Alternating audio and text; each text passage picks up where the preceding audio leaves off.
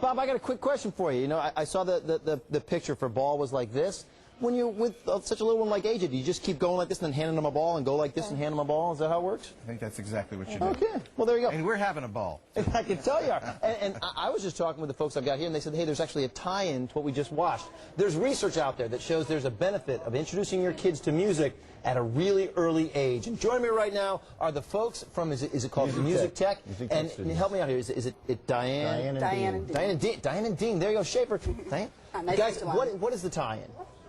Well, as a matter of fact, it's been proven that students that study music instruments score higher on their SAT scores. Okay, just like a little something we were hearing about the kids verbal scores are higher, about 44 points, and math scores are also higher. Okay. So there's a great tie-in.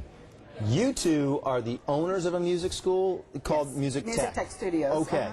But you're here today as part of like almost a national campaign. Right. Correct. The NAM Association, which is the National Association of Music Merchants, which is a not-for-profit organization that conducted a survey in it, and it said how many people would like to study music, and it found that 82% of people who didn't play instruments would like to play, and that's of course all ages. Yeah, I think that's you know, at least from my own personal experience, I wish I did. I guess I want to ask you before we maybe talk about some of this program, but you must get young kids in there. How young can you take a child and teach that child to play an instrument? Well, children are like sponges. They can absorb everything. So they're a great age, just like you saw with the sign language, to grab them when they're young and spark their interest. So the first thing is to get them, you know, Diane, I hate to interrupt you here, but only because there's some breaking news out there. We've got to go over to Bob Mayer quickly at the news desk. Bob, take it away. What's happening? All right, guys, getting back to what we were talking about. I know you guys are kind of like new to the whole TV thing. We said breaking news. You're probably thinking like a presidential, speech or something. No, we kind of had a feeling that that might be it. Yeah, Dolphin football's pretty big here, and yeah, a lot of us had that same feeling. All right, let's get back though to talking about the music education for the kids, and I start off by saying, hey, there's studies that show there's a lot of benefits. Like what? Well, first of all, it's been proven that the students will get a lot more experience through their music with increasing their brain activity. Okay. Believe it or not, you're going to get smarter, you're going to do better on your test scores. It helps with their self-esteem. They learn to play in front of people, for their families, for recitals, and they feel better about themselves. I got a question for you guys, okay? And I know you run the music school. You said you get kids in there as early as 4, learning the hands-on to play, whatever instrument it is. But you must get the parents who are pushing the kids in there and think this is a good thing for little Sally to learn to do. Right. Little Sally wants no part of being there. Right. Does that work out in the end to be okay, or is it? It does. It does, as long as the parent understands that it's got to be what the child wants to do, even though they're still at a testing stage. They need to get in there and test the different things, whether it be a piano or go in and play drums, or if it's strum a guitar. Then they might find their niche and say, oh, this is what I really love to do, and then they're going to really work with that. But have to get through that initial learning curve. But Dean, jump in here. What about that kid who doesn't want to go and who mom and dad just say, look, you're going to learn to play the piano, and in the end maybe it works out, but boy, it seems like you got 6 years of hell in there. That's right, that's right. Dad and mom and the studio and the teacher have to be on the same page in encouraging the child to play and get through that initial 6 or 8 or 10-week period. And once the child sees some progress, then they're going to say, oh yeah, I can do this, and my self-esteem takes off from there. All right, now listen, I'm sure there are all kinds of great benefits to the child that come out of learning how to play one of these things. I know how to play nothing. I want to go back to the Want to Play campaign. Okay.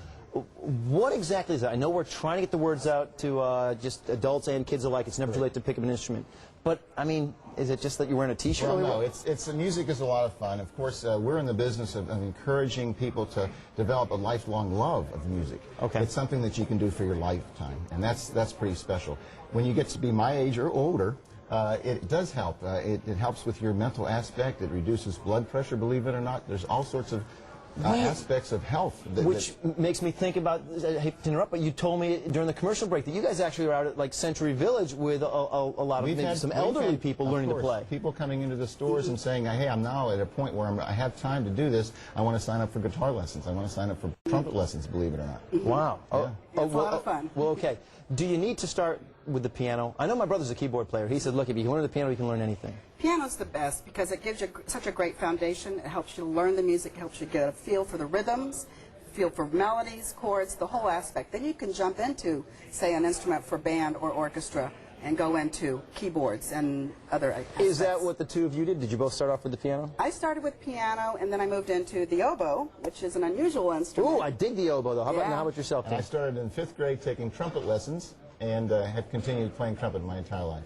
Well, all right. So you guys must. Do you teach every instrument? I teach oboe and a little piano. Okay. Well, then listen here, guys. I'll tell you what. I'd love to hear a little bit. Come on, you even said, look, I'll play you a little break here. I'm going to tell everybody. One of the things about music is it crosses the lines, and Billy Strayhorn wrote this tune many, many years ago, and it's a very popular tune, and I'm going to see if you know the name of the tune. Go ahead. If my producer's trying to talk to me, you keep hitting the wrong button. So there you go. All right, go ahead. Oh, I know this song.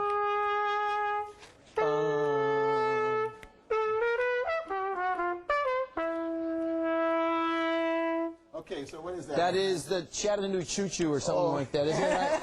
How about this? This thing looks pretty good. Is this something that anybody can play? No, there's no keys. There's no key. How do you even hold the darn thing? You have to put it there and buzz those lips. But I always see you like. Want to try? Yeah, how do you do this? Hey, while I'm getting ready, I'm going to let you know that the NAMM Music Center nearest to you